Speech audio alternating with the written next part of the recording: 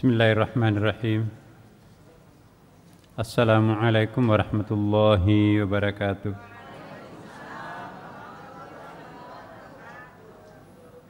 Alhamdulillahi rabbil alamin.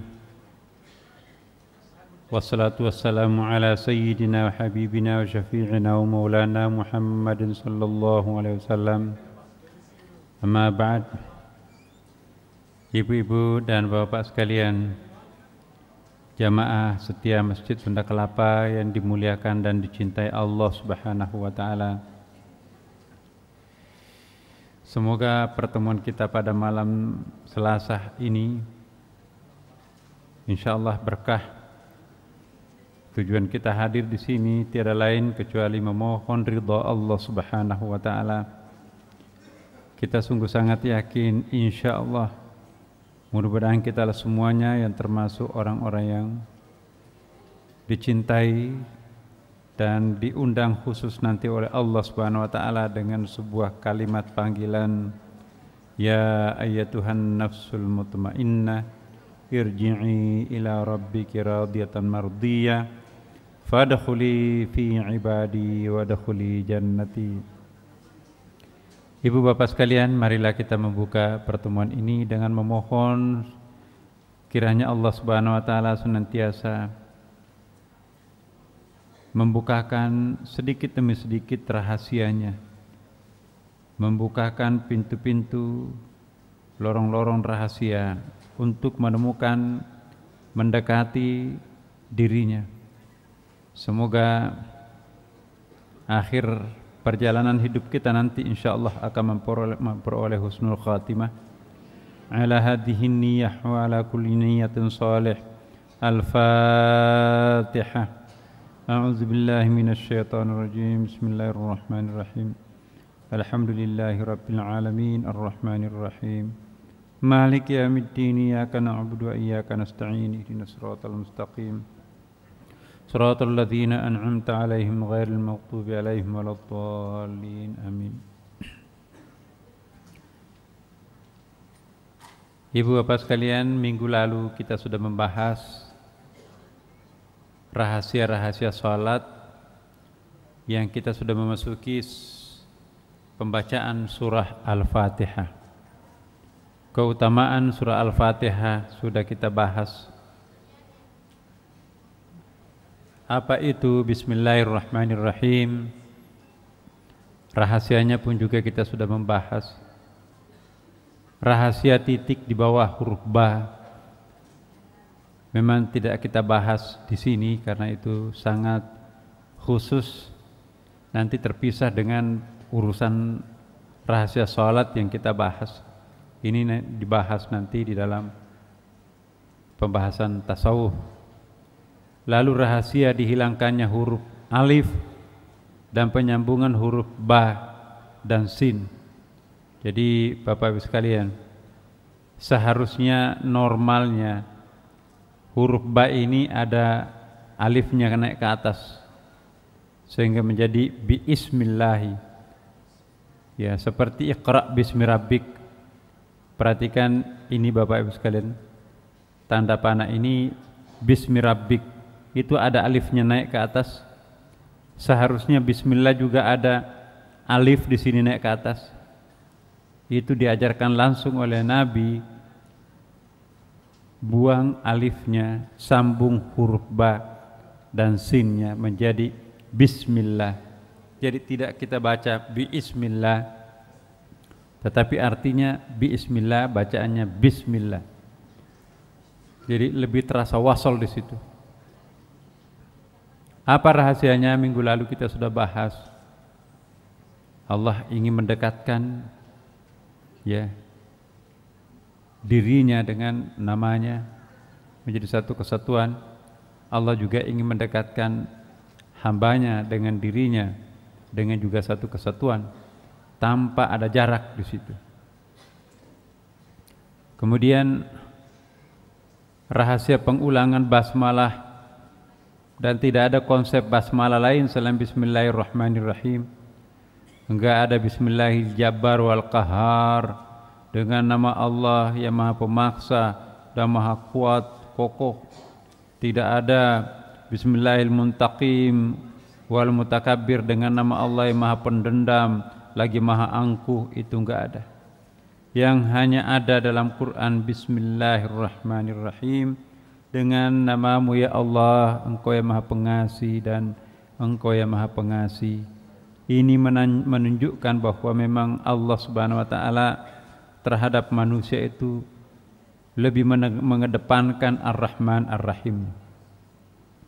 Mungkin hari ini, malam ini, kita juga akan membahas kenapa dalam kapasitasnya Allah sebagai pribadi Ar-Rahman Ar-Rahim, dan juga kapasitasnya Allah sebagai Rabbun juga Ar-Rahman Ar-Rahim. Jadi di dalam Al-Quran, Bapak Ibu sekalian, pengulangan kalimat itu mempunyai makna yang berbeda. Bismillahirrahmanirrahim yang mengawali surah Al-Fatihah, penekanannya berbeda dengan Bismillahirrahmanirrahim yang menjelaskan surah Al-Baqarah. Bismillahirrahmanirrahimnya surah Ali Imran mempunyai penekanan makna juga yang berbeda, sehingga 114 kali basmalah dalam Quran, maka 114 kali itu pun Quran memiliki maknanya sendiri, basmalah memiliki penekanan maknanya sendiri. Bapak Ibu, di samping itu juga sudah pernah kita bahas minggu lalu kenapa surah At-Taubah tidak pakai basmalah dan kenapa tidak ada.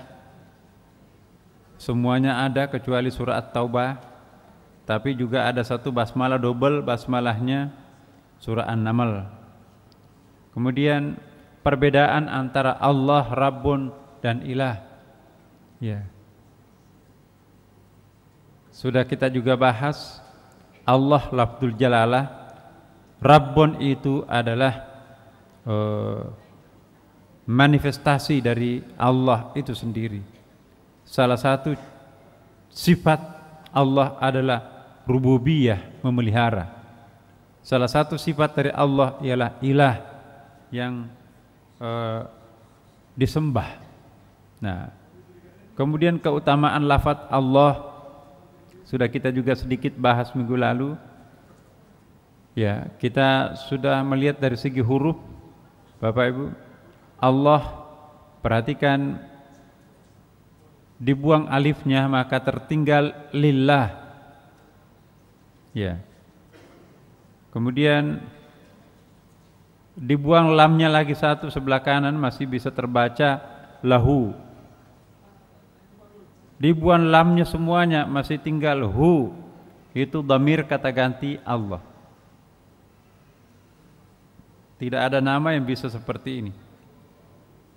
Allah, alif, lam, lam, ha. Dibuang alifnya menjadi lillah, untuk Allah. Dibuang lagi lam berikutnya, masih bisa dibaca lahu, artinya untuk Allah. Dibuang semua lamnya, tinggal hu, artinya dia. Ya. Jadi Allah memiliki keunikan nama. Jadi Allah adalah lafdzul jalalah, tidak boleh siapapun dan apapun yang menggunakan nama Allah, hanya Dia yang berhak menggunakannya. Dan ini harus diindahkan, tidak boleh diinjak-injak. Ya. Semua yang mirip-mirip dengan Allah tidak boleh diinjak. Dulu pernah heboh sepatu, salah satu merek sepatu Nike, karena kalau dibaca terbalik itu ada Allah. Mungkin nggak sadar, tetapi bisa kita melihat pada waktu itu dulu, ya saya nggak tahu apa sudah diperbaiki sekarang. Nah, jadi lafaz Allah nggak bisa dimain-mainkan. Lafaz Allah ini juga, Allah Muhammad itu pernah menjadi cincinnya Nabi. Ada Muhammad di situ kan, Allah Muhammad. Kalau Bapak Ibu melihat stempelnya Nabi Allah Muhammad. Dan sekarang dijadikan lambang oleh ISIS, hitam-hitam tuh kan. Tulisannya juga itu mirip cincinnya Nabi itu, Allah Muhammad. Lalu, nah sekarang perbedaan antara Ar-Rahman Ar-Rahim dalam ayat 1 dan ayat ketiga. Ar-Rahman Rahim dalam ayat ketiga. Ya. Ar-Rahman Ar-Rahim Maha Pengasih Maha Penyayang, dirinya Allah selaku pribadi. Ar-Rahman Rahim kapasitasnya Allah sebagai rububiyah pemelihara juga tetap Rahmanir Rahim. Sebagai personal maupun juga sebagai function, ya, sebagai capacity, Allah tetap Rahman Ar-Rahim. Ini contoh buat kita semuanya dalam kapasitas kita pribadi maupun punya jabatan maupun punya kapasitas lain, jangan membedakan. Ada orang secara pribadi baik sekali, tapi dalam kapasitasnya sebagai pejabat serem. Ya. Ada juga sebaliknya. Sebagai pribadi serem, tapi kapasitasnya sebagai pemimpin atau pejabat terpaksa harus ramah, karena kalau enggak diganti. Jadi ramahnya tidak ikhlas. Nah, kalau Allah Subhanahu wa taala sebagai pribadi maupun dalam kapasitasnya sebagai Tuhan, dia tetap Ar-Rahman Ar-Rahim. Allah Ar-Rahman Ar-Rahim. Rabbun Ar-Rahman Ar-Rahim. Jadi itu. Kemudian perbedaan pendapat sekitar pembacaan keras jahar lafaz basmalah tadi. Minggu lalu juga kita sudah bahas bahwa zaman Wahabi sekarang ini tidak lagi membaca keras basmalah. Tapi sejarah juga membuktikan, menunjukkan dulu sebelum Wahabi berkuasa di Saudi, tetap basmalah itu dikeraskan. Bahkan kunut. Bahkan dalam sejarah juga itu bisa kita lihat dalam Ihya Ulumuddin. Dulu sebelum Wahabi berkuasa, orang melakukan tawaf itu membawa gendang kasidah, Bapak Ibu. Jadi sambil bertawaf itu pukul-pukul kasidahan itu. Nah sekarang gak boleh semuanya. Dulu pakai minyak wangi. Bahkan di dalam hadis Nabi, hadis Bukhari, mimbarnya Nabi itu mimbar ya, seperti ini tempat berdiri membacakan khutbah, itu ada tempat apa itu namanya dupa-dupa itu, kemenyan. Jadi setiap malam Jumat atau hari Jumat itu Nabi mimbarnya itu dibakar apa itu kemenyan ya? Dupa. Ya, yang harum semerbak itu. Jadi itu bukan bid'ah. Orang yang mengatakan itu Hindu itu bid'ah, coba buka. Kalau percaya hadis Bukhari, ulama Sunni ya ada itu. Hanya karena kita nggak baca aja sehingga kita mengatakan nggak boleh itu gaya Hindu, itu Konghucu. Kita enggak. Kita hanya mementingkan harumnya. Tapi kalau agama lain, kemana asap pergi, di situ rezeki bermuara. Jadi kalau kipasnya dari situ pasti arahnya ke situ. Jadi terlalu tidak rasional. Nah, Islam tidak mementingkan asapnya tetapi harumnya. Space ini kalau harum rasanya kok mengundang malaikat itu. Maka itu ada Hajar Aswad. Minyak wangi Hajar Aswad, biasanya ibu-ibu itu enggak senang tuh. Ya. Aduh kok apa itu? Ya. Jadi istri saya juga, mohon maaf saya sebut, itu enggak senang. Ya. Pokoknya jangan dekat-dekat kalau pakai harum itu. Akhirnya saya katakan, tahu enggak ini? Ini Hajar Aswad ini minyak wanginya Rasulullah. Masa iya? Iya. Akhirnya dia senang. Mudah-mudahan saya tidak salah, tapi yang jelas namanya saja Hajar Aswad ya kan, turun temurun minyak Minyak itu kan dari kayu apa itu? Kayu sejenis sana itu memang harum. Ya, memang keras. Tapi ya itulah namanya saja minyak Hajar Aswad, kainnya kain pembungkus Ka'bah itu hanya satu-satunya parfumnya itu Hajar Aswad itu. Jadi Nabi suka sekali harum-haruman, dan Nabi bahkan membenci bau-bau busuk atau petsin. Bahkan Rasulullah mengatakan, jangan masuk di masjidku mulut yang berbau bawang.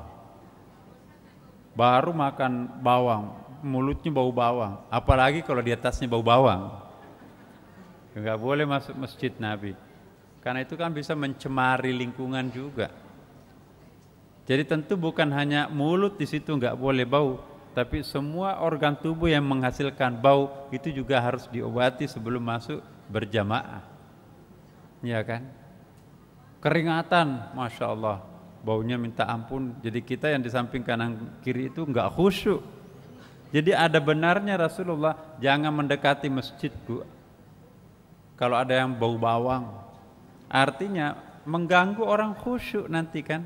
Tapi kalau kita masuk ke masjid pakai pakaian harum, pakai parfum, lama-lamain deh Pak Imam salatnya, enak sekali tetangga saya ini, harum sekali parfumnya. Ya. Mencium tangannya, waduh enak sekali. Sampai dibawa ke rumah enggak mau cuci tangannya, ada berkahnya Pak Imam di situ. Jadi Bapak Ibu sekalian, bukan mengkultuskan minyak wangi, tapi ada hadis Nabi juga. Ya. Ada yang membuat Rasulullah ingin kembali hidup, salat perempuan minyak wangi, parfum. Apa rahasia? Nah, kalau kita mengartikan harumnya minyak wangi itu bukan parfumnya sebetulnya itu dimaknai secara simbolik ya kan, bahwa dia senang sekali menebarkan keharuman di dalam masyarakat. Jadi bukan parfumnya sesungguhnya. Apalagi perempuan itu sifatnya kelembutan, feminin. Jadi femininity-nya perempuan atau sifat-sifat kelembutan itu seperti rahman-rahimnya Allah. Pingin sekali Rasulullah hidup dengan suasana batin yang damai, sejuk, teduh, tenang, nyaman, bahagia. Itu feminin rahimiyahnya di situ. Jadi salat itu kan connecting dengan Allah Subhanahu wa taala. Jangan kita pahami, wah begitu Rasulullah suka parfum. Memang suka, tetapi fungsi parfumnya yang menonjol di situ.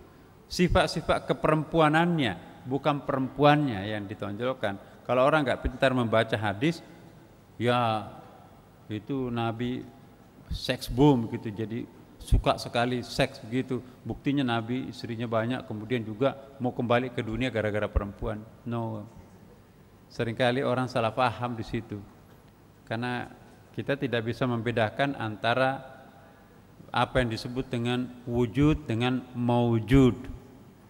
Ya, lain wujud, lain maujud. Ya, lain perempuan, lain keperempuanan. Kira-kira seperti itu. Lain Adam, lain keadaman. Lain Muhammad, lain kemuhammadan. Bahasa Arabnya Muhammad, personnya Muhammad, Muhammadiyah, kemuhammadan. Jadi ada awalan ke dan akhiran an, itu sifatnya. Jadi kalau awalan ke akhiran an itu disebut maujud. Tapi kalau tanpa awalan tanpa akhiran itu disebut dengan wujud. Nah, jadi hati-hati, bahasa Arab itu sebetulnya sangat detail. Kita nggak bisa membedakan terjemahan bahasa Indonesianya antara wujud dengan maujud.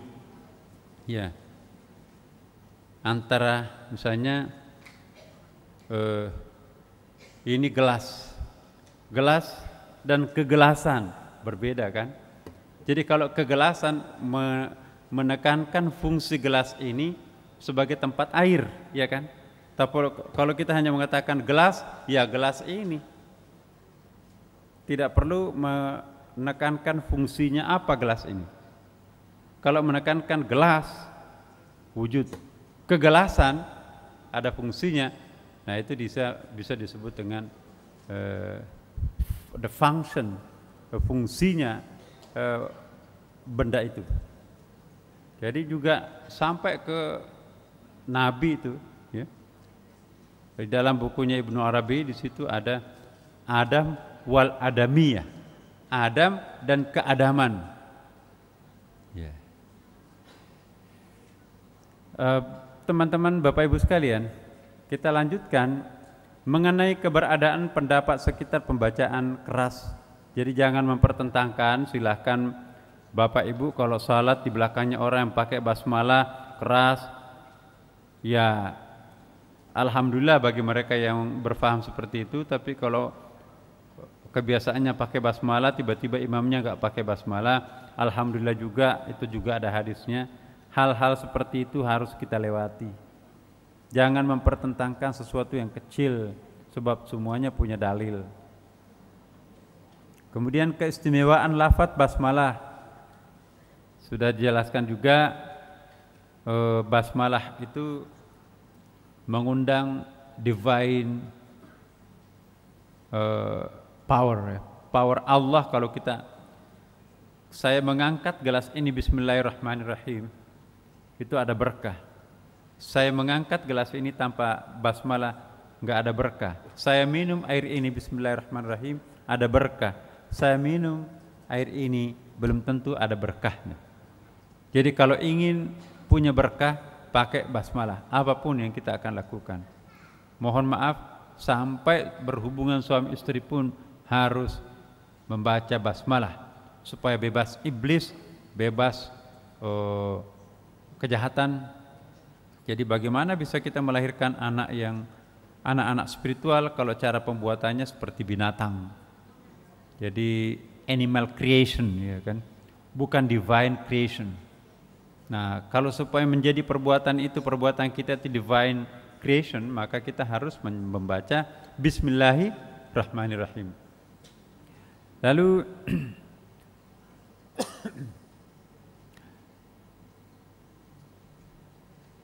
mengapa Nabi tadi itu memerintahkan membaca basmalah pada setiap memulai pekerjaan? Untuk berkah ada di situ. Mengingatkan kita bahwa aku ini menandatangani ini bukan aku sebagai pribadi, tapi aku sebagai wakil Tuhan.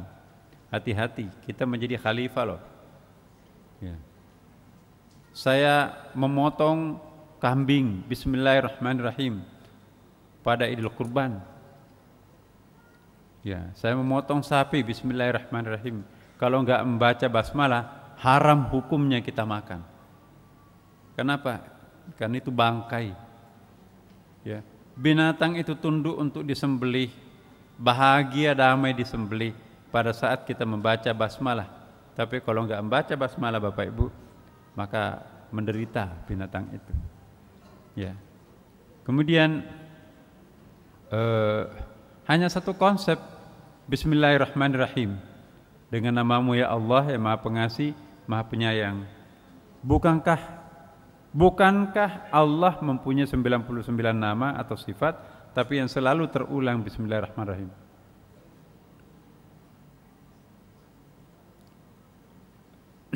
Nah, saya akan kembali ke surah Al-Fatihah ini, Bapak Ibu. Perhatikan,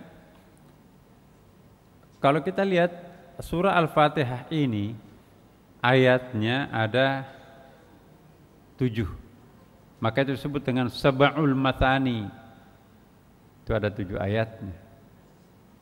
Meskipun 7 ayat dan menggunakan nama surah Al-Fatihah, tetapi kandungan Quran itu ialah surah Al-Fatihah.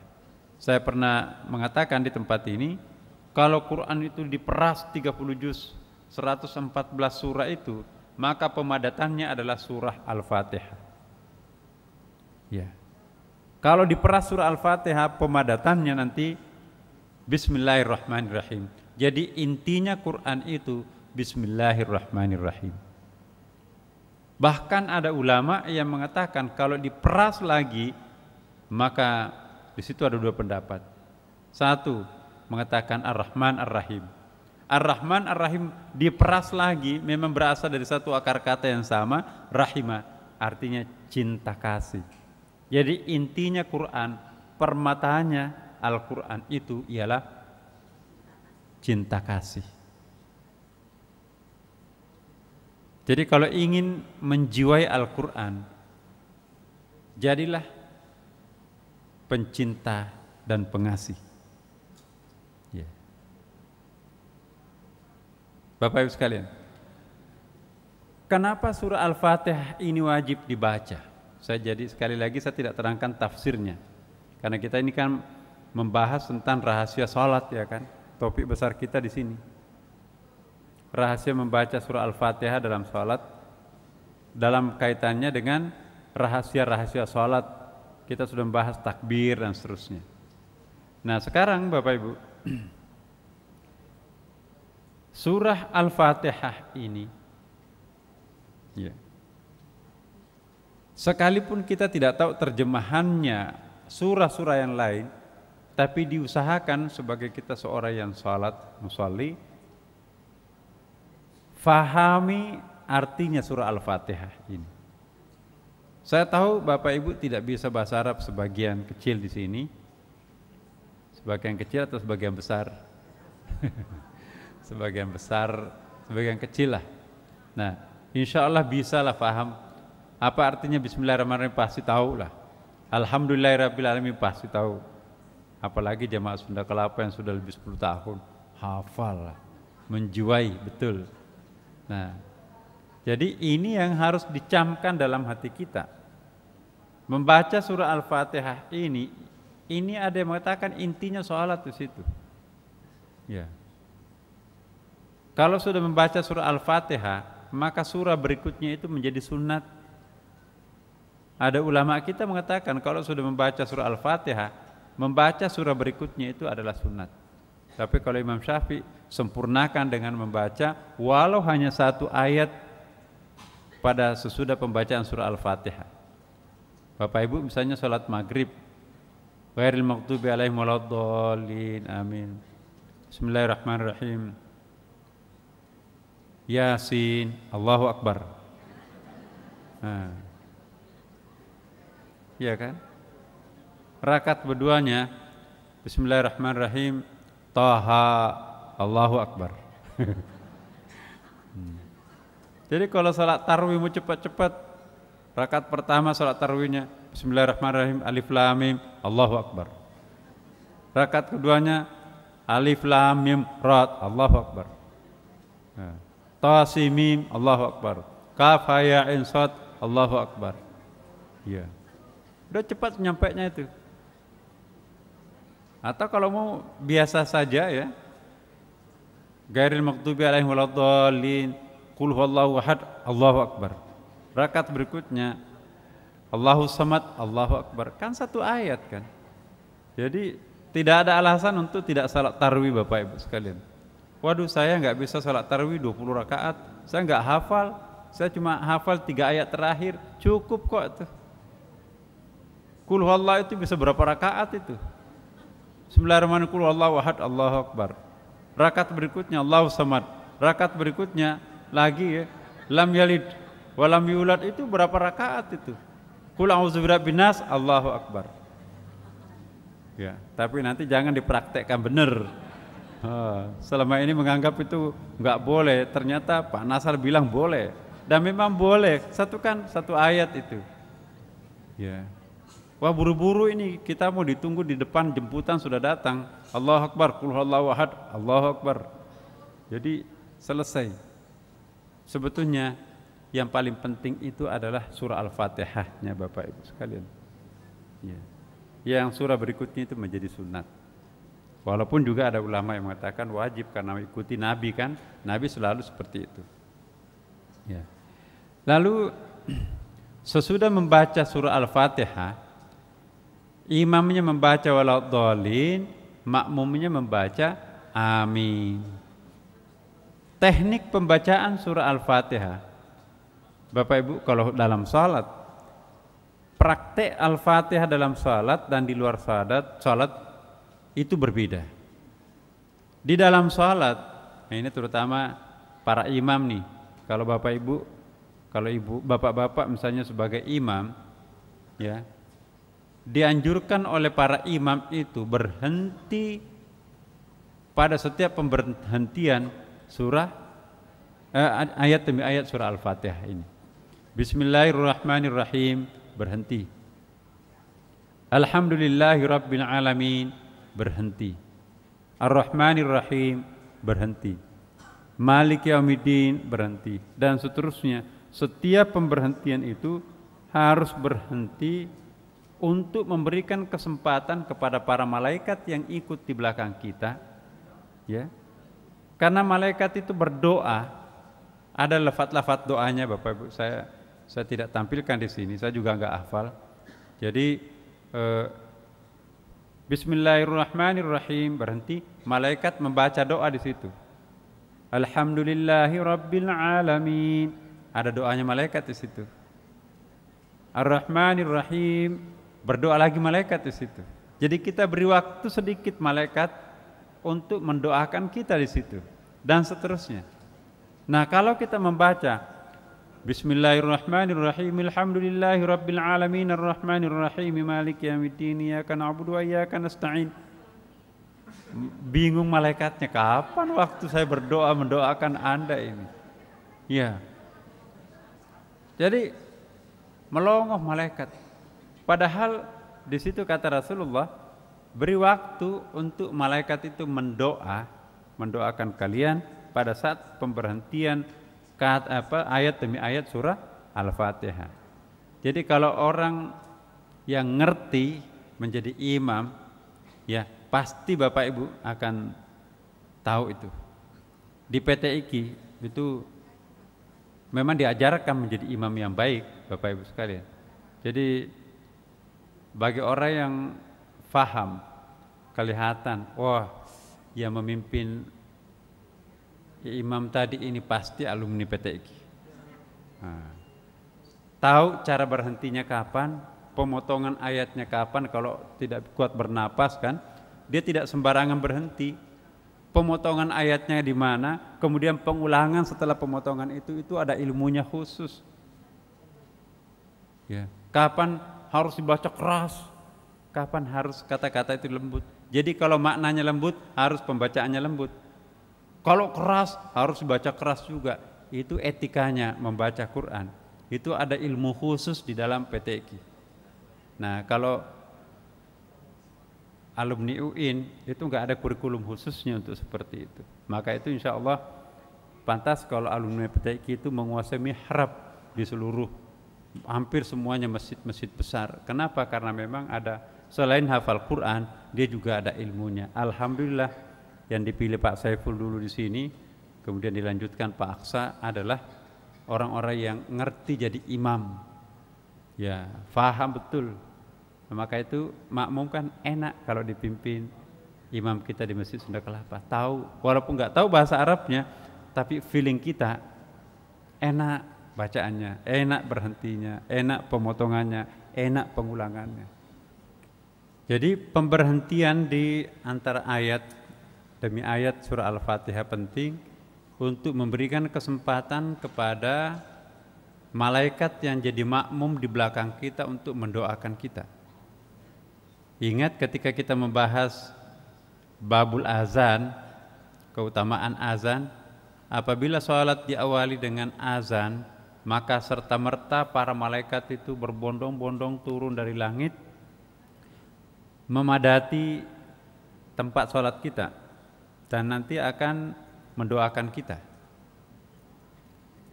Nah, kapan malaikat itu berdoa? Pada saat kita berdoa dipimpin imam, maka itu Bapak Ibu jangan langsung kabur. Tunggulah imam itu mendoakan kita semuanya.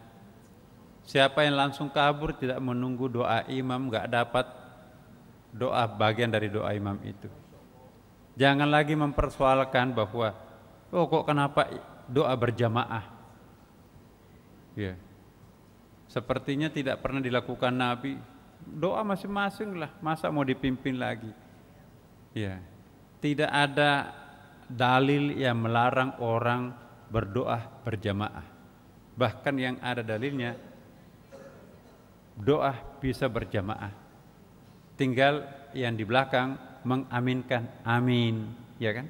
Tidak perlu mengulangi doanya yang memimpin doa, tapi cukup mengaminkan, itu nas tuh. Jadi kalau ada orang selesai assalamualaikum nggak ada wirid-wiridnya seperti di Sunda Kelapa ini, diem aja tuh. Akhirnya makmumnya kapan doanya ini?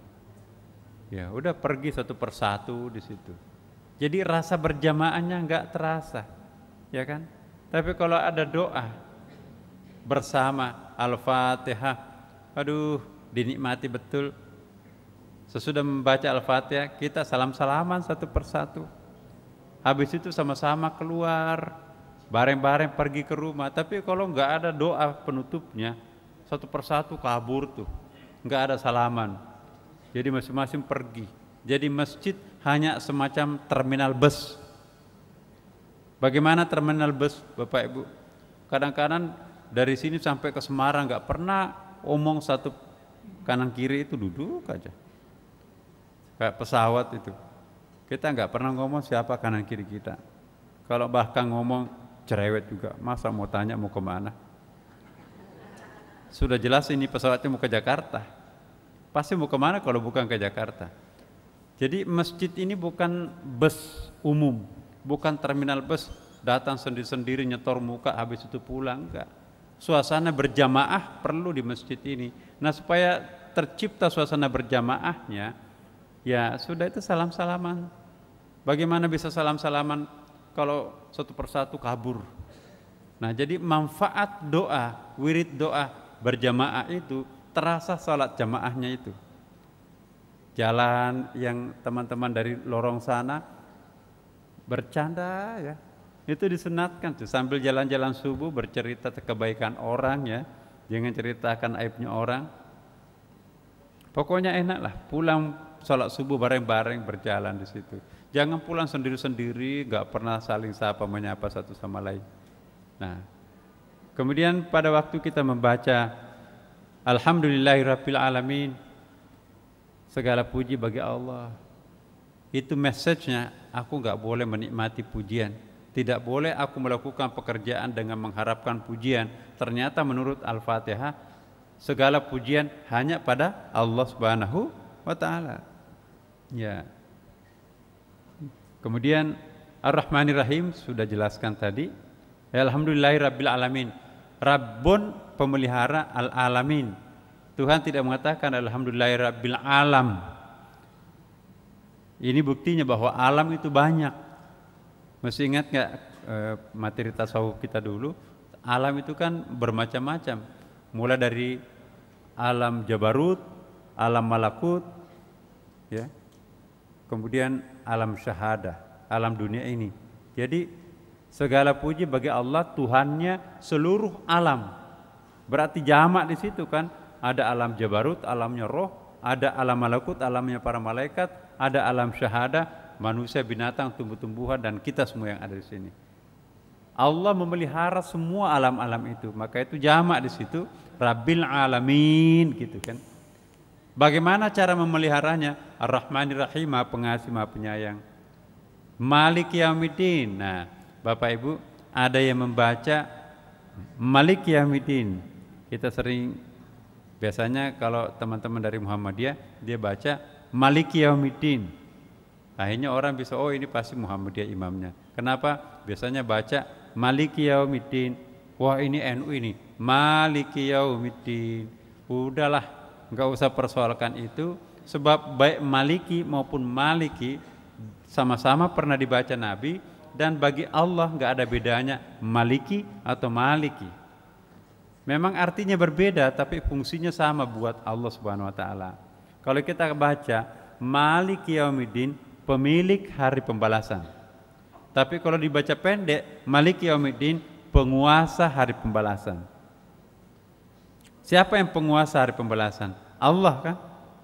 Siapa pemilik hari pembalasan? Allah juga. Jadi mau dibaca Maliki artinya pemilik hari pembalasan, mau dibaca pendek Maliki Yaumiddin, penguasa hari pembalasan, sama aja. Kalau di manusia beda, belum tentu sang pemilik itu manajer sekaligus. Ada kalanya pemilik itu menyewa profesional untuk menjadi maliknya. Maliknya lain, ya. Pak Abu Rizal Bakri maliknya, ownernya Bakri Brothers itu. Tapi dia sewa profesional untuk maliknya. Jadi di situ lain malik, lain malik. Bagi Allah dia yang malik, dia juga sebagai malik di situ. Nah, ini paham di sini. Iyyaka na'budu wa iyyaka nasta'in. Jangan ditukar-tukar walaupun artinya fungsinya sama. Iyyaka nasta'in wa iyyaka na'budu. Enggak boleh. Itu fungsinya ada di situ. Ta'abbud dulu baru ada isti'anah. Ta'abbud itu penyembahan baru pertolongan datang. Tidak ada isti'anah tanpa diawali dengan ta'abbud. Isti'anah itu pertolongan dari atas ke bawah. Ta'abbud itu penyembahan dari bawah ke atas. Jadi kita memancing. Jadi kita memohon kepada Allah, baru Allah turun ke bawah. Jadi jangan dibalik. Tunggu dulu baru kita berdoa. Enggak. Doa dulu baru ada pemberian. Maka itu didahulukan iyyaka na'budu wa iyyaka nasta'in. Nah, ihdinas siratal mustaqim. Kenapa tidak ihdini kalau sholat sendiri misalnya, kan kita sendirian sholat kok pakai ihdina. Ihdina itu kan jamak. Nah, pernah kita jelaskan dalam kajian tasawuf ya, ihdinas siratal mustaqim. Walaupun sholat sendiri, sesungguhnya kita itu tidak pernah sendirian. Dalam kajian tasawuf manusia itu bersusun-susun diri kemanusiaannya di situ. Manusia lapis luar seperti bawang, Bapak Ibu. Bawang itu berapa dalam satu biji bawang itu? Setiap kulitnya bawang di situ itu. Apakah bukan bawang kalau kulit merahnya? Bawang. Kulit nomor 2-nya bukan bawang, bawang. Semuanya dari luar sampai dalam bawang. Manusia juga bersusun-susun. Ada tubuh fisiknya di sini yang kasar ini, itu yang hancur pada saat mati, itu juga manusia. Ya, ada kalbu, ada jiwa, ada pikiran, ada roh. Semuanya itu juga bagian yang tak terpisahkan dari manusia. Dan pada saat kita salat, semuanya itu ikut salat. Maka itu iyyaka na'budu, hanya Engkaulah yang kami sembah. We di situ kan. Kami di situ siapa? Roh, kalbu, nyawa, pikiran, badan, sama-sama menyembah kepadamu. Iyyaka na'budu ya Allah. Itu kan. Jadi jangan hanya badan kita yang ruku, tapi pikirannya entah kemana. Itu bukan iyyaka na'budu di situ. Iyyaka na'budu sesungguhnya adalah keseluruhan totalitas organ tubuh manusia lahir batinnya itu harus menyembah pada Allah Subhanahu wa taala. Maka itu disebutkan iyyaka na'budu wa iyyaka nasta'in. Ingat Bapak Ibu, pernah kita bahas ada 3 tempat di dalam salat untuk orang awam. Mungkin tidak bisa khusyuk 100% dalam salat, bukan? Tapi ketiga tempat ini betul-betul paksa-paksa sedikit dirinya untuk betul-betul khusyuk mengingat Allah. Kalau nggak bisa di tempat lain, tidak bisa sepenuhnya salat itu. 3 tempat itu menurut para arifin, pertama ketika kita sedang takbiratul ihram, Allahu Akbar, hilangkan sepatu yang diparkir di luar situ yang masih bagus tuh. Hilangkan mobil, hilang semua. Yang ada hanya Allah dalam pikiran, dalam benak kita. Allahu Akbar. Ya. Allah yang Maha Besar. Kalau kita baca Allahu Akbar, ya, ingat tasnya. Di belakang nanti ada yang copet. Allah yang Maha Besar, tapi hatinya tas itu yang Maha Besar sebetulnya. Yang kedua ialah ketika membaca iyyaka na'budu wa iyyaka nasta'in.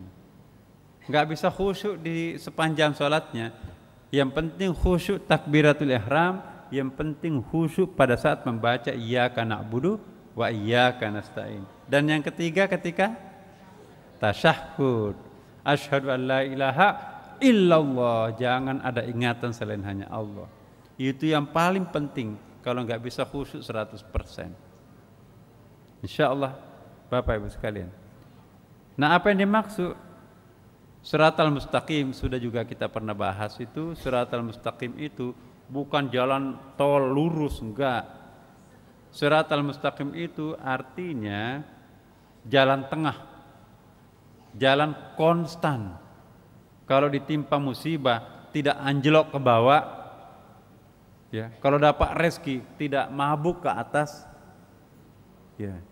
Orang yang mabuk pada saat dikaruniakan rezeki yang banyak, dipromosi jabatan, itu adalah al-maghdub.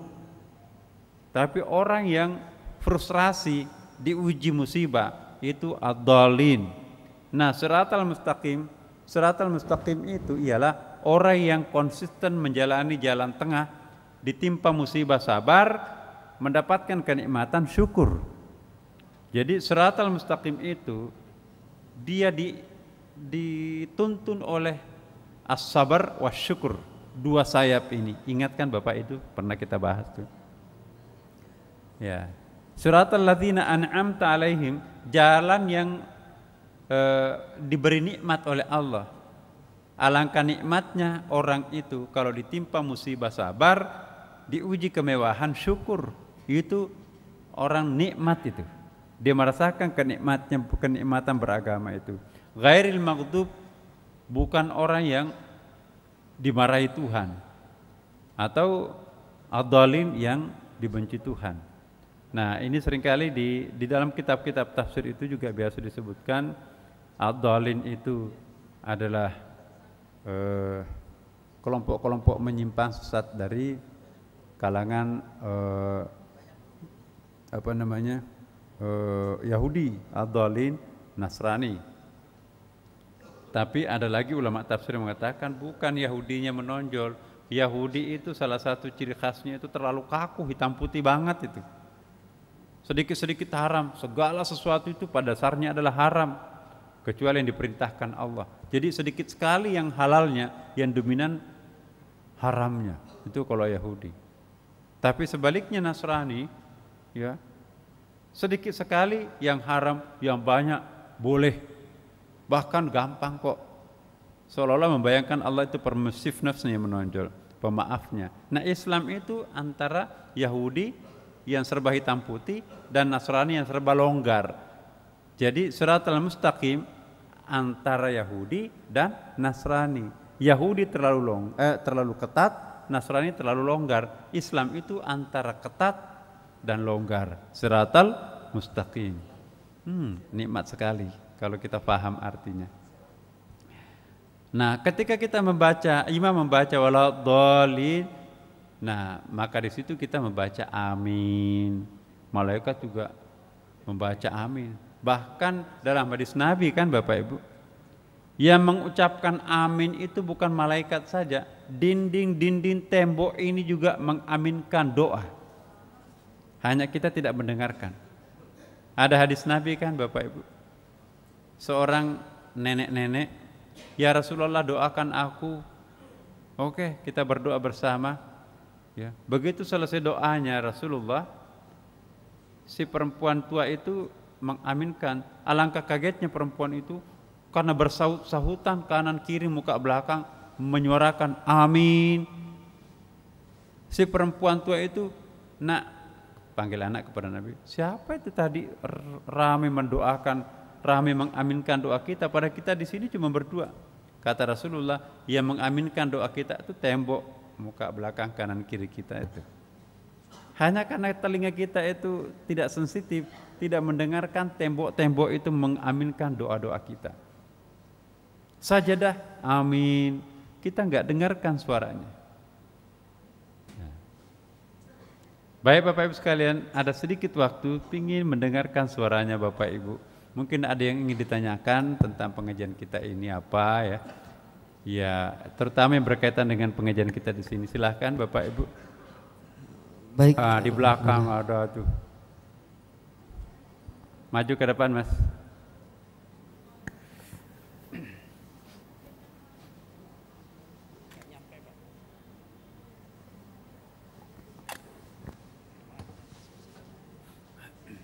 Assalamualaikum warahmatullahi wabarakatuh. Nama saya Ade Niti Diwirya. Langsung kepada pertanyaan yang berhubungan dengan tentang barokah.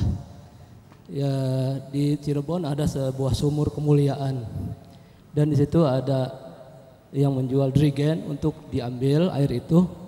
Nah, apakah ini merupakan salah satu juga keberkahan yang boleh kita minum airnya seperti air zam-zam gitu, Pak Ustadz? Terima kasih. Assalamualaikum warahmatullahi wabarakatuh. Alhamdulillah. Terima kasih.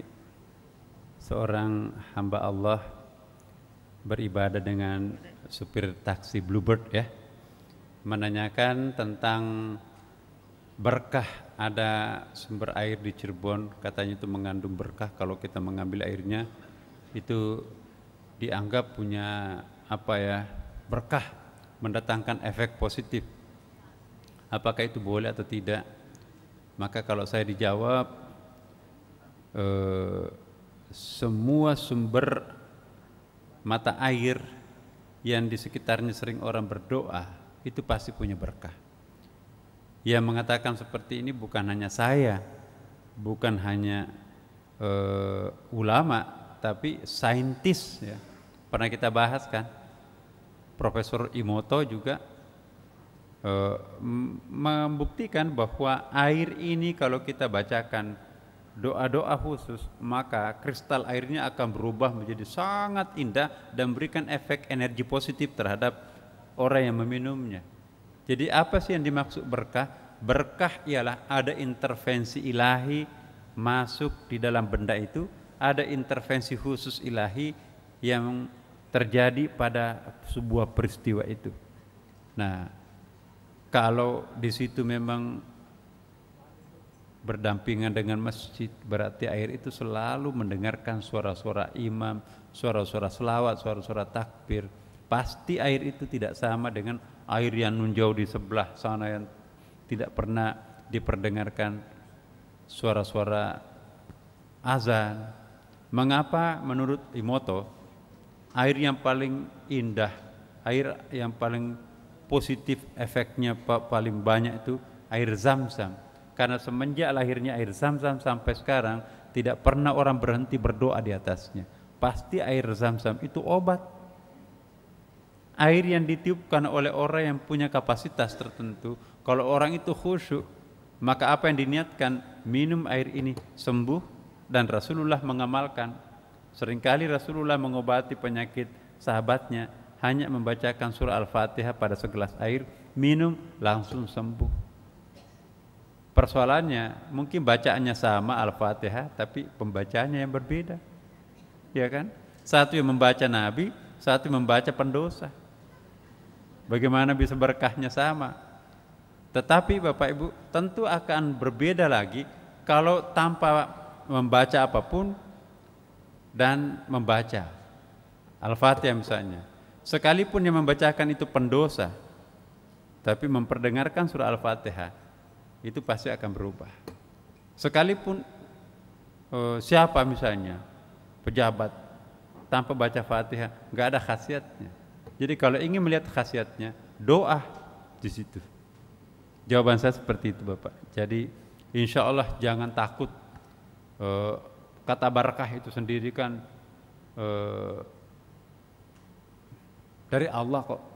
Itu bahasa agama, itu berkah.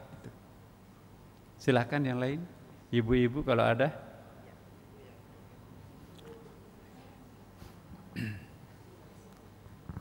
Lama nggak kedengaran suaranya ibu. Assalamualaikum Pak, saya Anas Nidar jamaah sini. Saya mau nanya mengenai azan. Bolehkah perempuan itu ikut berazan kalau sholat sendiri di rumah Pak? Saya nggak dengar ibu. Pak. Perbaiki mic-nya dulu posisinya ibu.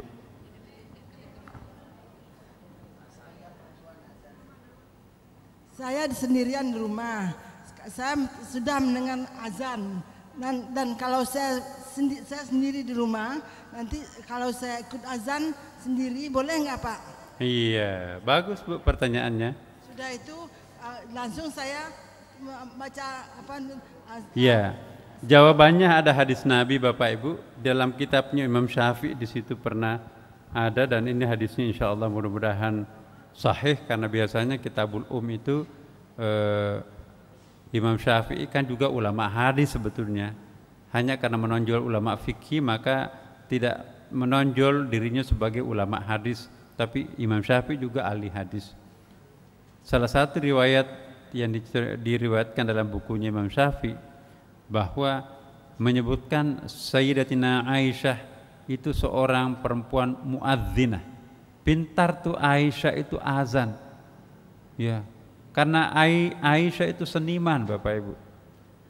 Suka nyanyi dan suka mengundang penyanyi. Ya, ada hadisnya Bukhari Muslim. Ya, kalau saya sebutkan Bukhari Muslim sudah deh. Kitab sahih sesudah Quran atau Bukhari Muslim kalau orang Sunni. Ya. Itu riwayat hadis Bukhari Muslim.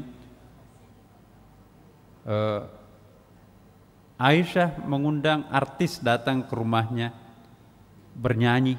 2 orang perempuan kulit hitam. Biasa kulit hitam itu suaranya melengking. Datang bapaknya Abu Bakar, kenapa kamu bernyanyi di rumahnya Rasulullah? Keluar Rasulullah dari kamarnya, biarkan dia Abu Bakar, karena hari ini adalah hari raya Id. Satu saat yang datang juga Umar marah-marah, berani-beraninya kamu bernyanyi di rumahnya Rasulullah. Keluar juga Nabi dari kamarnya, enggak apa-apa Umar, bukankah hari ini adalah hari raya Id? Ya. Satu saat lagi, ini juga hadis Bukhari, ya, Nabi makan mengundang artis datang ke masjidnya Nabi, menghibur umatnya di situ. Seniman dari Habasyah disebutkan asal seniman itu. Bahkan dalam hadis itu juga disebutkan bawa alat-alat keseniannya. Ada yang sejenis toba, enggak tahu bunyinya kayak apa itu.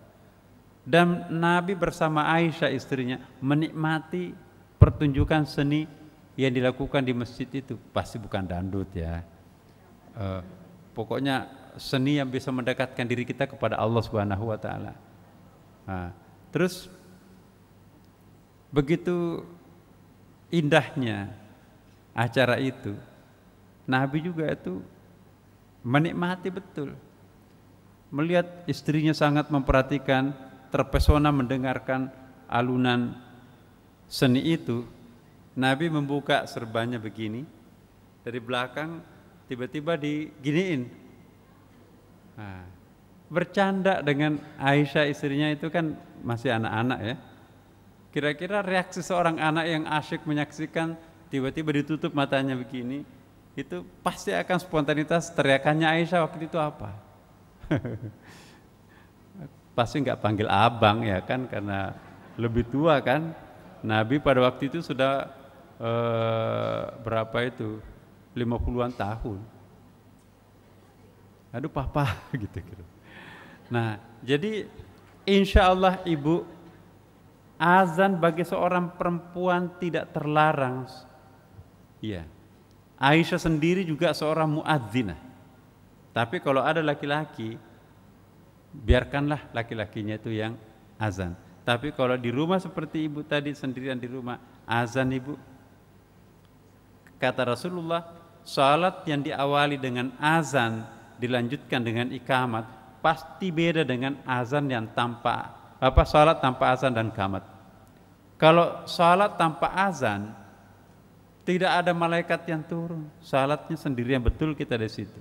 Tapi kalau kita salat diawali dengan azan, kata Rasulullah, turun para malaikat itu minimum 2 saf di belakang kita. Dilanjutkan dengan azan.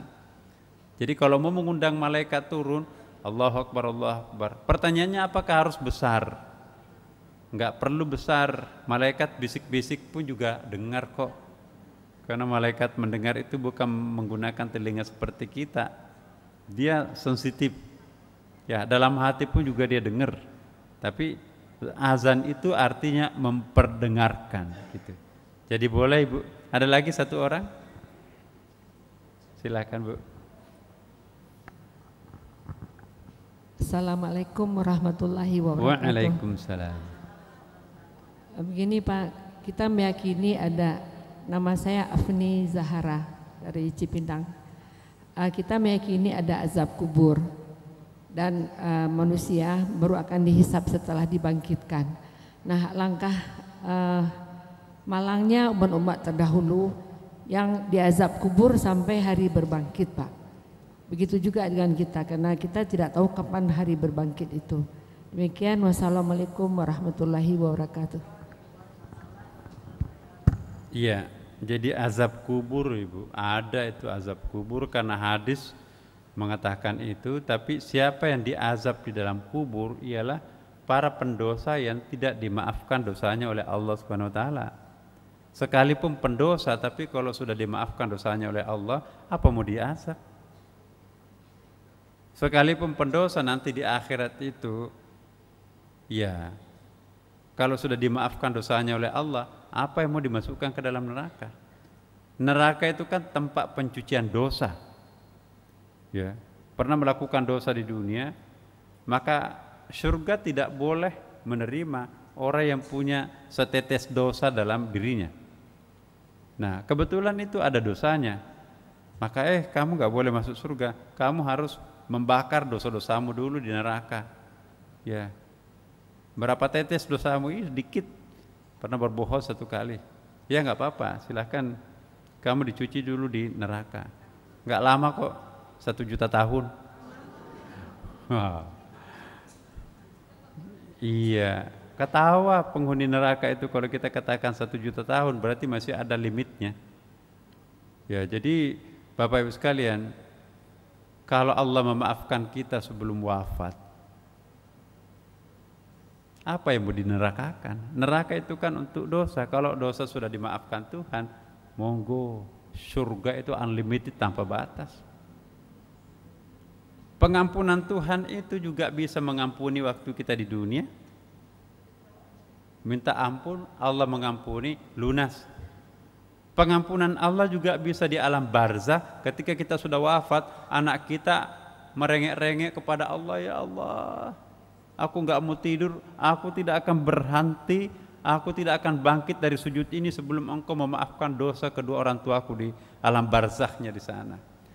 Hai kekasihku, dari tadi kamu sujud, setiap malam kamu sujud, masa permintaannya itu terus minta dimaafkan kedua orang tuanya? Wahai hambaku, wahai kekasihku, apakah memang menganggap aku ini Tuhan yang pelit, sehingga setiap malam kamu memohon ampun untuk orang tuamu, tidak akan aku maafkan? Sudahlah, saya maafkan orang tuamu. Allahu Akbar. Besok malamnya sujud lagi, ampuni. Ya kan saya sudah maafkan. Jadi Allah memaafkan orang ketika sudah di dalam alam barzah. Di akhirat pun juga, di padang mahsyar, Bapak Ibu sekalian, Allah masih punya hak pengampunan di situ. Ya, Dia tahu, ya, bahwa orang ini pernah melakukan dosa besar, tapi karena rajin selawat Nabi, ya Allah jangan siksa itu. Itu seorang jamaah Sunda Kelapa yang selalu selawat, dia selalu menyebutkan namaku. Semua permintaan Nabi di akhirat kepada Allah tidak ada yang ditolak karena kekasihnya Allah. Ya Allah, ampuni dia. Ya, oke, saya ampuni, masuk ke dalam surga. Gampang sekali Allah memaafkan. Jauh lebih gampang Allah memaafkan hambanya ketimbang memasukkannya ke dalam neraka. Jadi Allah Subhanahu wa taala lebih menonjol sebagai Maha Pengampun, Maha Pengasih, Maha Penyayang ketimbang sebagai Maha Penyiksa dan Maha Pendendam, iya kan? Jadi yakinlah Bapak Ibu seluruh jamaah Sunda Kelapa, insya Allah langsung kita masuk surga. Yang mengatakan Nabi, ya kan? Sesungguhnya Allah, innallaha kana fi auni abdi, sesungguhnya aku berada pada keyakinan hambaku. Kalau Bapak Ibu yakin aku sudah dilunasi Tuhan, dimaafkan Tuhan, maka Tuhan pun juga mengiyakan apa yang menjadi kesimpulan kita. Yakin Bapak Ibu kita sudah diampuni Tuhan? Yakin, jangan ragu. Allah pun juga melaksanakan hal seperti itu. Yakin gak Ibu Tuhan memasukkan kita ke dalam neraka sekaligus tanpa menyiksa di neraka? Hakul yakin. Siapa yang mau mengisi surga kalau bukan Bapak Ibu sekalian? Nanti aku ikut ya Ibu Bapak, insya Allah.